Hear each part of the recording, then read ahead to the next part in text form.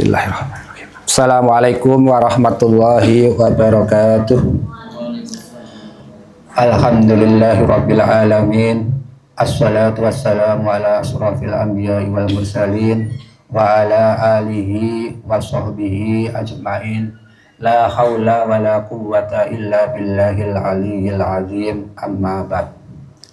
Yang terhormat Bapak Kepala KUA, yang terhormat Bapak Ibu penyuluh, Ustadzah TPQ di Kecamatan Jambangan yang sangat-sangat saya hormati.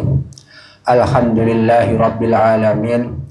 Pada siang hari setengah sore ini kita bisa berkumpul di KUA Kecamatan Jambangan dalam rangka menjalankan kewajiban kita, yakni tadarus Al-Quran.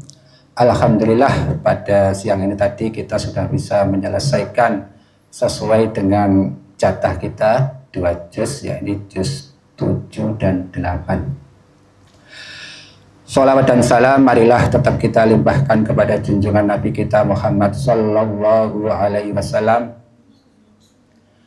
dengan harapan semoga di akhir kelak nanti kita mendapat syafaat dari beliau. Amin ya rabbal alamin.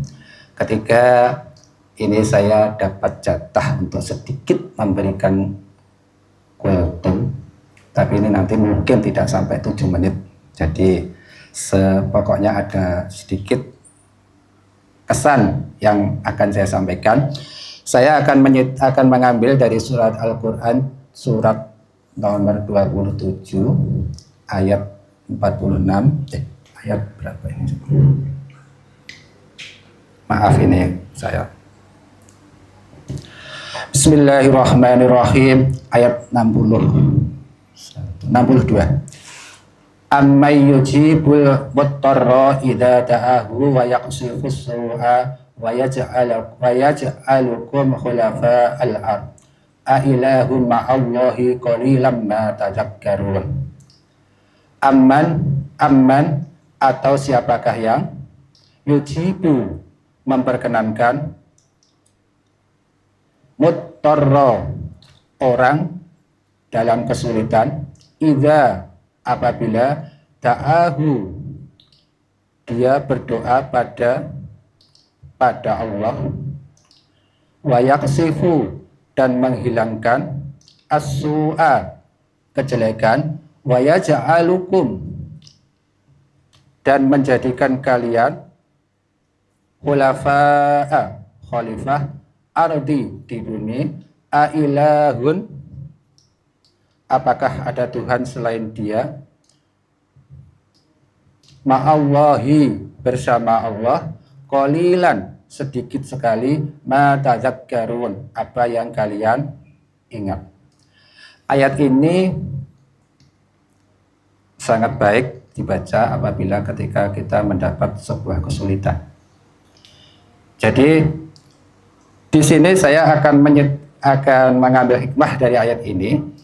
Dari ayat ini, ketika kita mendapatkan suatu kesulitan itu sebesar apapun, bahkan yang membuat harus kita mengalami ini, kita tetap harus yakin bahwa kita ada Gusti Allah. Nah, ayat ini kalau tidak salah ada asbabun nuzulnya. Ini ada seorang pemuda, dia itu pekerjaannya tukang mengantarkan barang dari satu negara ke negara lain. Nah, si sopir, katakan aja si sopir aja gitu, karena dia tukang angkut lah. Si sopir ini dalam perjalanannya di tengah jalan dicegat oleh seseorang untuk berhenti. Setelah berhenti, si yang nyegat tadi, laki-laki tadi, kepengen bersama. Sebenarnya si sopir ini dinonoti itu agak khawatir, tidak mau. Tetapi karena mungkin kalau tidak mau dikira itu sombong, kalau mau itu sebenarnya juga khawatir. Ya, setelah itu dia dinonoti. Setelah dinonoti di jalan, di tengah jalan, itu si sopir itu biasanya umpama lewat jalan A gitu. Nah, yang nunut ini seketika kepengen menawarkan jalan lain. Jangan lewat situ, lewat sini saja. Ternyata setelah lewat jalan yang lain ini, mulai khawatir si sopir. Ternyata si sopir ini diajak ke tempat yang sangat sepi. Nah, di situ telah ditemukan banyak bangkai-bangkai manusia. Dia yang si sopir ini sudah langsung gak enak. Nah, setelah itu si yang menumpang tadi itu langsung menodong mereka, meminta semua barang dan minta nyawanya. Bahasa kasarnya dirampas. Nah, sebenarnya si sopir ini minta, sudahlah nggak apa-apa, barang saya semua yang ada ini kamu ambil. Pokoknya satu, nyawa saya jangan. Tidak, nyawa kamu tetap. Nah, setelah itu, ya sudah, karena tidak bisa mengelak si sopir ini, sehingga si sopir meminta satu permintaan. Apa itu permintaannya? Ternyata minta diberi waktu untuk sholat 2 rakaat. Nah, ketika akan sholat, dalam sholat itu ternyata si sopir itu setelah melafalkan Fatihah mau baca surat itu sudah lupa semuanya. Surat-surat pendek mungkin lupa semuanya. Nah, akhirnya setelah lama berhenti oleh orang yang baca itu tadi dimarahi. Cepat sholatnya. Setelah dibentak-bentak terus, si sopir ternyata dia teringat surat ini. Sehingga yang dibaca surat An-Naml ayat 62. Dibaca ini. Setelah dibaca ini, tahu-tahu si pembaca itu ditembak oleh orang yang tidak diketahui. Siapa itu? Malaikat.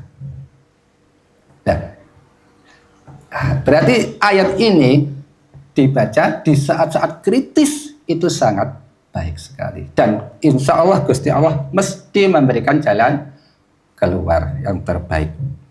Nah, dari surat ini, dari ayat ini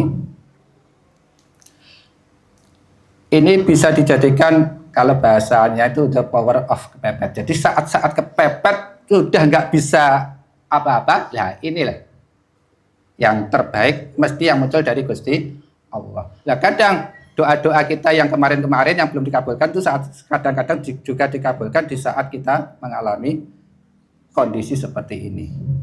Ini contoh saja.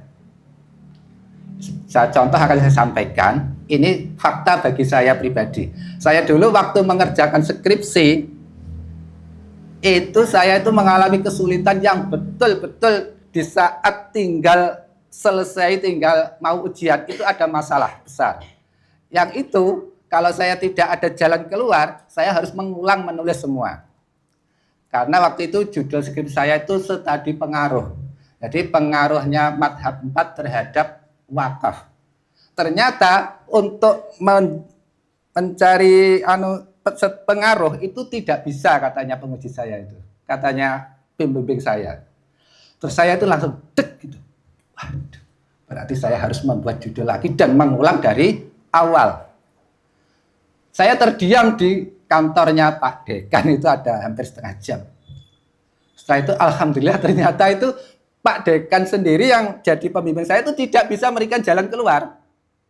Nah, tahu-tahu itu alhamdulillah saya itu tahu-tahu ada jalan keluar.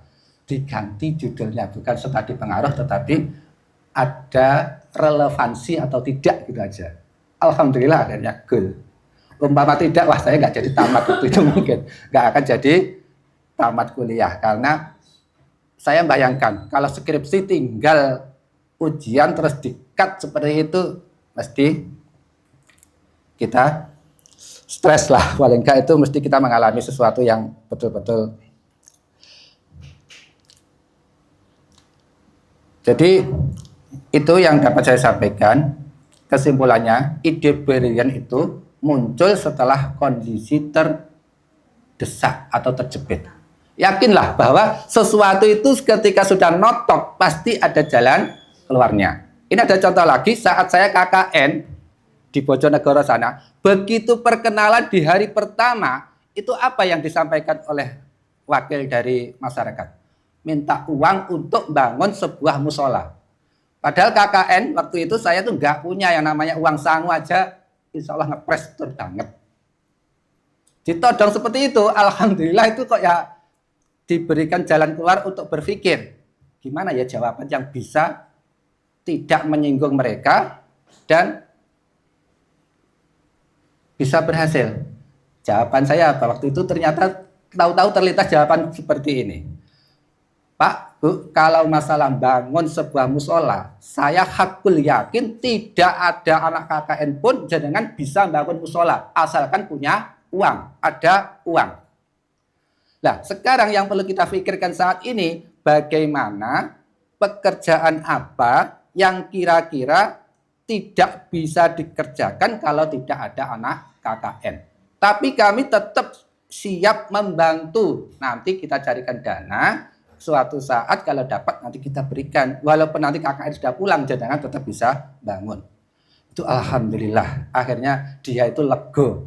Dan alhamdulillah teman saya yang mencarikan dana di YDSF setelah KKN 1 bulan itu cair sehingga bisa memberikan bantuan ke sana. Sehingga omongan saya waktu itu tidak dianggap oleh masyarakat itu hanya abal.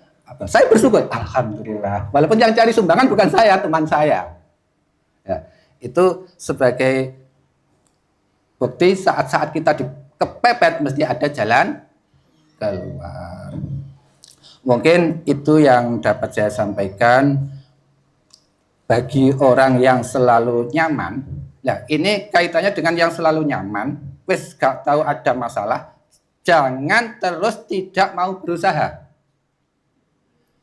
Itu pernah dicontohkan anak yang kuliah sudah semester 6. Dia itu kepengen tidak nyaman, sebenarnya nyaman. Dia tiap bulan dikirimi oleh orang tuanya. Tetapi karena kenyamanan ini, dia tidak akan berkembang. Wes mangan turu, ngerjakan tugas sudah. Nah, dia kepengen tidak nyaman biar dia bisa berpikir secara maksimal. Dia akhirnya bilang ke orang tuanya, Pak, Bu, mulai bulan depan sudah tidak perlu memberikan transfer ke saya. Nah, setelah itu ternyata dia bingung, gimana Pak saya dikadung ngomong ke orang tua seperti itu. Sehingga dia akhirnya bekerja sebagai tukang cuci piring di sebuah restoran. Nah, dengan seperti itu, dia tahu semua seluk-beluknya di restoran, tamat kuliah dia mendirikan restoran. Alhamdulillah sekarang sukses banget. Nah, itulah. Jangan sekali-kali kita ketika merasa tidak nyaman atau kurang enak, kita sudah mengeluh kepada Gusti Allah. Sebenarnya ketidaknyamanan yang ada pada kita itu justru akan membuat kita berpikir maksimal dan akan berhasil di kemudian hari. Mungkin itu saja yang dapat saya sampaikan. Ada kurang lebihnya saya mohon maaf karena terus terang memang saya itu tidak terbiasa mengisi kultum atau apa. Yang terbiasa di saya itu biasanya itu mimpin rapat. Dulu itu pernah suatu saat saya waktu anak-anak ini kelas 6 di SD Kebonsari, saya itu ditawari suruh mimpin rapat dadak oleh kepala sekolah. Rapat memikirkan perpisahan. Nah, padahal seharusnya kan kepala sekolah nggak bisa hadir, ternyata yang ditunjuk itu bukan wakilnya atau wali kelas 6, justru menunjuk saya. Tapi karena saya bakat di situ, ya saya. Tapi kalau suruh ngene kok dadak, insya Allah tidak akan saya layani. Mungkin itu saja. Akhirul kalam. Assalamualaikum warahmatullahi wabarakatuh.